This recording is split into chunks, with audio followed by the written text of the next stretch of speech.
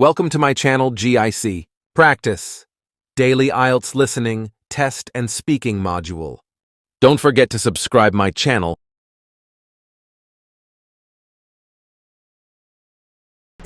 One. First, you have some time to look at questions 1 to 6.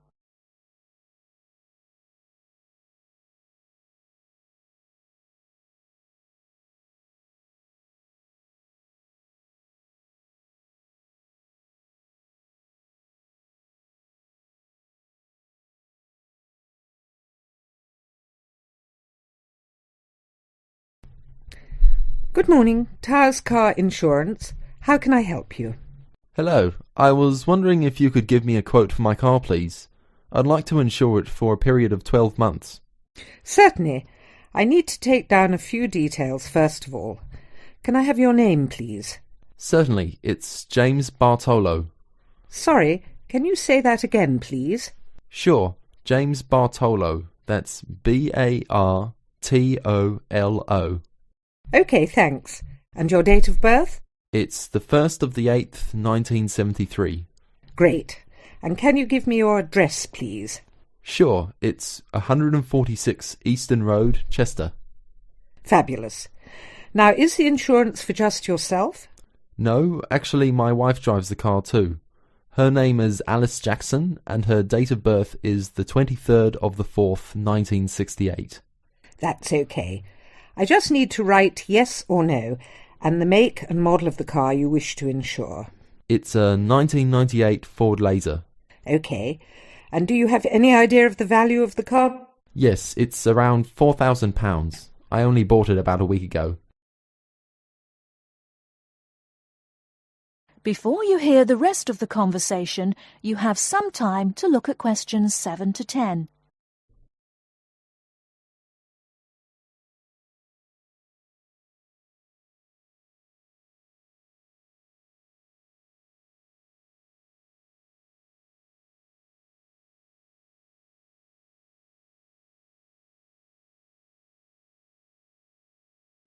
Now listen and answer questions 7 to 10. OK. And do either you or your wife have any previous convictions or disqualifications? I'm sorry we have to ask this question, but of course it affects the price of the insurance cover. Not a problem. No, actually we both have clean driving licenses. Nothing so far, touch wood. Good. So I can write none for that question. Now, who were you previously insured with? With Aitken Insurance. I'm sorry, could you spell that? Yes, it's AITKEN. I actually have a 3 years no claims bonus too. Great. That will bring the price down a little for you too. OK, if you just give me a few minutes, I'll work out a price for you now. That looks like it will be £275 per year. That sounds good to me. Can I pay for that now over the telephone? That is the end of part 1. You now have half a minute to check your answers.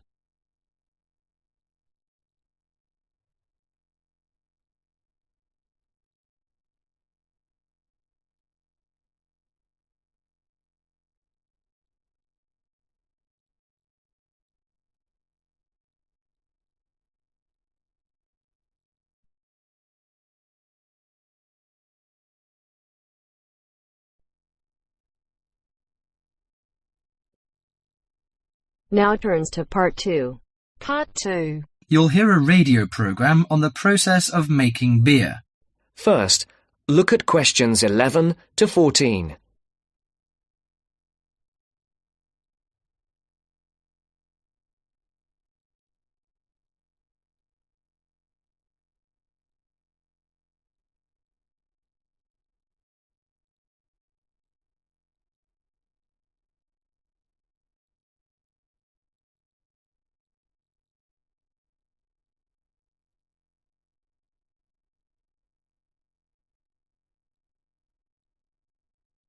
Listen carefully. Hello and welcome to Gourmet Evening, and this week we're looking at the world's popular beverage, a great favourite today, beer. And in the studio to tell us all about it is Clark Maxwell. Beer is one of my personal favourite beverages, and I've got a number of facts, tips and trivia about beer to share with you. So, who invented beer and when? What is beer made of? Actually, historians are not entirely sure when beer was invented, but they guess that beer was created accidentally by early nomadic tribes roughly 10,000 years ago. The four primary ingredients are malt, hops, yeast and water. Malt, which gives the beer a sweet taste, is made from barley soaked in water until its husks open and sprout. The sprouts are then dried and crushed. The small flowers of the hops vine are added partly because they taste bitter, helping balance the sweetness of the malt.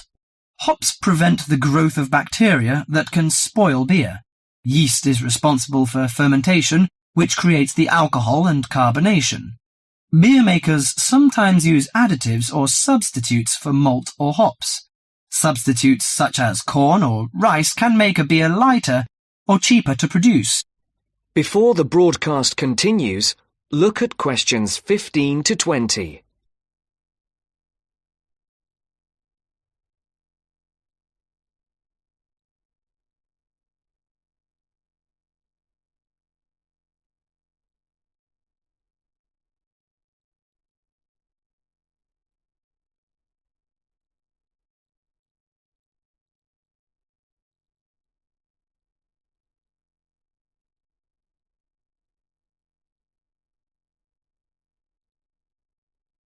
You will now listen to the second part of the talk.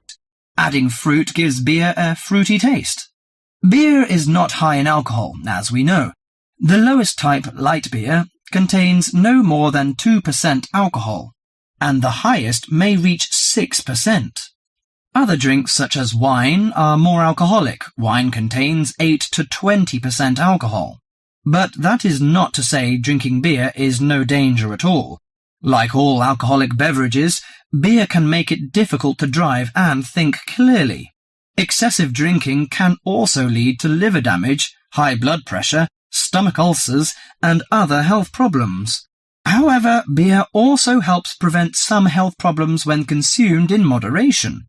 Beer contains a moderate number of vitamins and minerals. Studies have shown that small amounts of alcohol can reduce the risk of heart disease.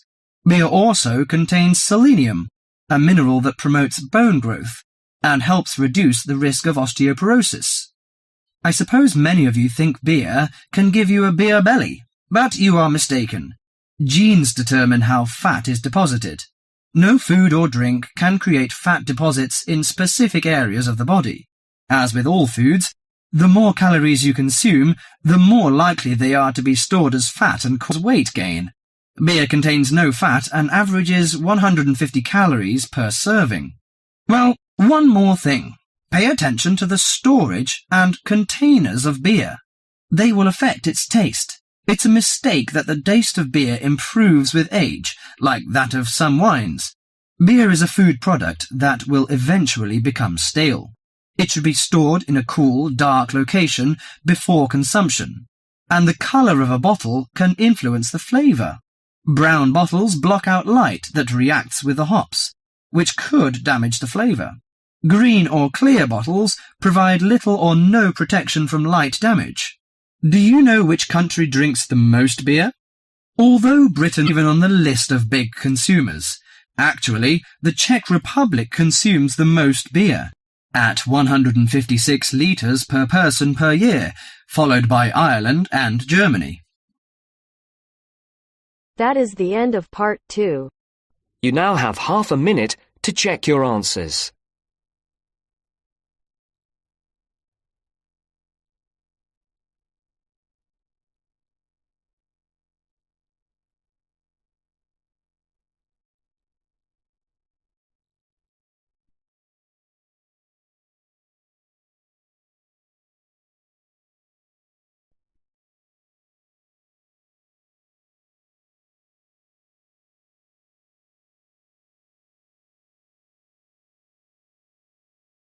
Now turns to part 3.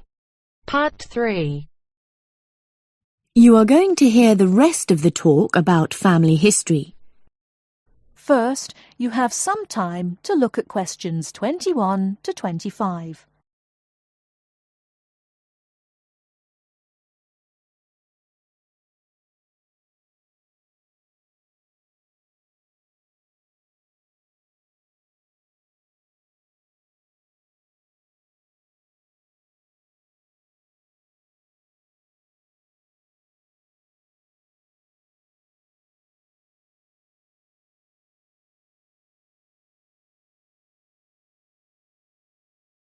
Now listen carefully and answer questions 21 to 25.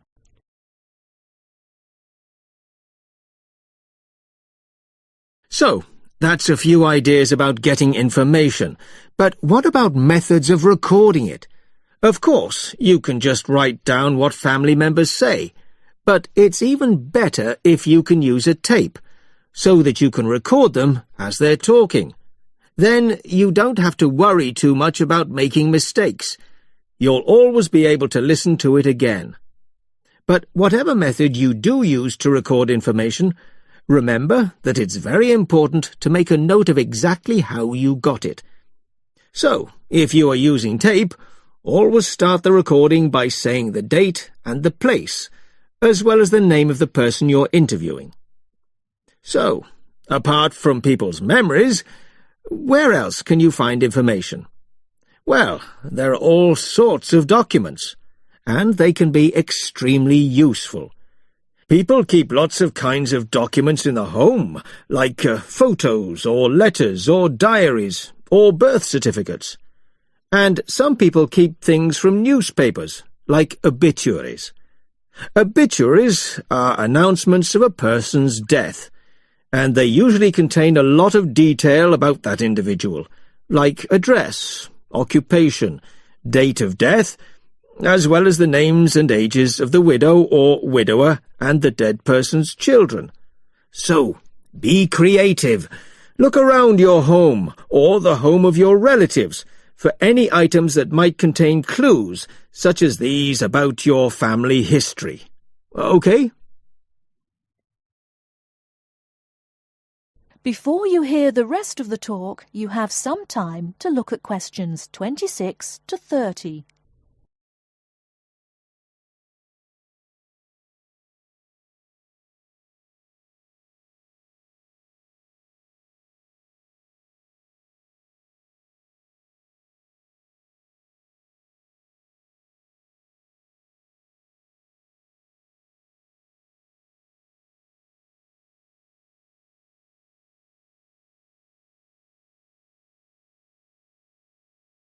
Now listen and answer questions 26 to 30. Now, you'll find that you'll collect a lot of information, so you'll need to record it in an organised way. I'd recommend that you use an ancestor chart, like this one here. Can you all see? Ancestor charts act like maps. They link 4 or 5 generations in a family tree, so they're very convenient, and they don't cost anything. You can get as many as you like. You just download them free from the internet. Then you fill them out as you go along, and for each individual you record all the key information next to their full name. It's very convenient. Now, at this point, I'd just like to give you a couple of tips about filling in the ancestor sheet. First of all, I'd advise you to use pencil, at least until you have definite evidence for the information you're recording. Secondly, as well as recording official names, I mean given names, it's worth writing any nicknames down. You know, these are the short names that people call you when they know you very well. And you can show them by using quotation marks. That's ancestor charts, then. They really do save a lot of work. Now, before I show you how to go about confirming the information you collected... That is the end of part 3. You now have half a minute to check your answers.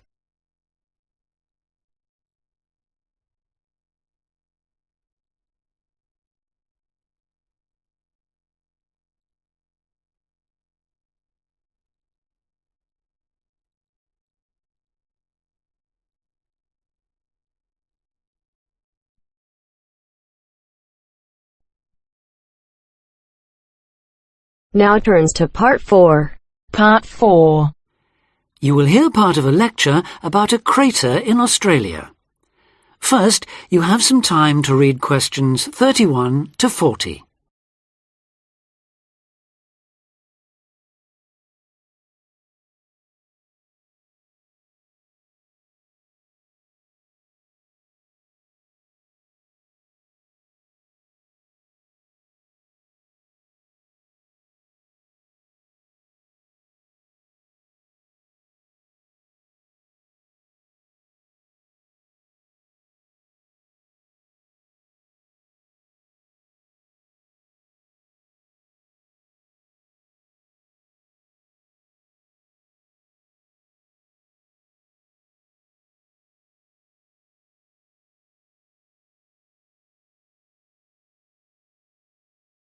Now listen carefully and answer questions 31 to 40.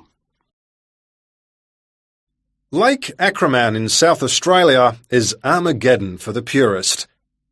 No other meteorite impact on Earth has stamped the surrounding rocks with such an abiding, unequivocal geological record of collision, earthquake, wind, fire and tsunami, the giant waves formed by major Earth movements.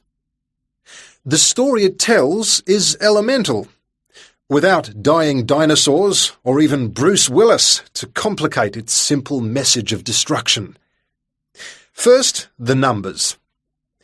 About 590 million years ago, a rocky meteorite more than 4 kilometres across and travelling at around 90,000 kilometres an hour slammed into an area of red volcanic rock about 430 kilometres northwest of Adelaide.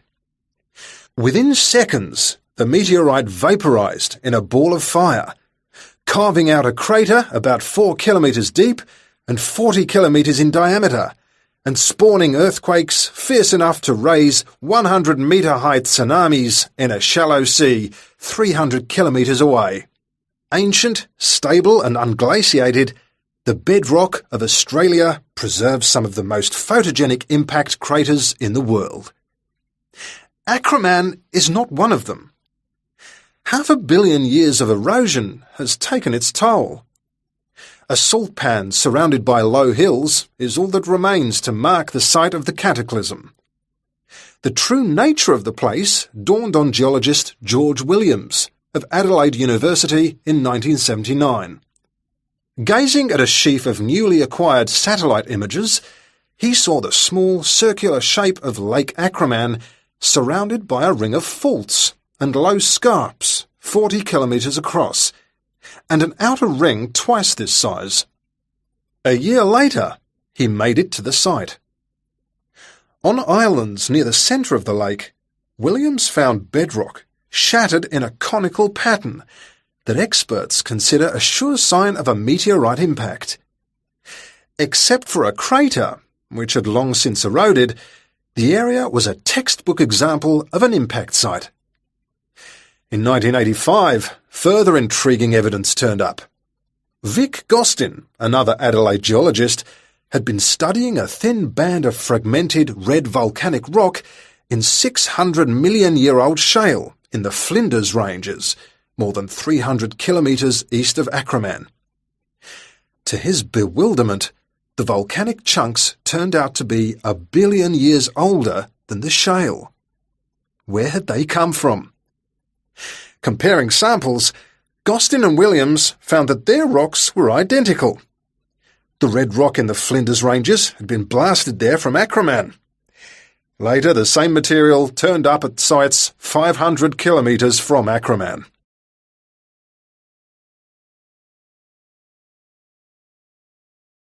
Everywhere, the bands of fragments showed the same structure. Coarse pebbles at the bottom, then a cocktail of silt and sand, then layers of increasingly fine sand distorted on top into a wavy, scalloped pattern.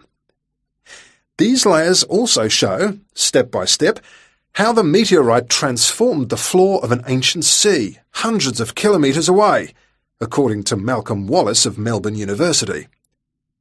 First came the earthquake. Travelling at about 3 kilometres a second, Shock waves arrived offshore within a minute or two of the collision, stirring up the water with clouds of silt as the seabed shook. Then shattered rock from the explosion arrived by air. Pebbles and boulders crashed into the water, reaching a depth of about 200 metres within a minute. One day they would become the lower band of the Flinders Rock.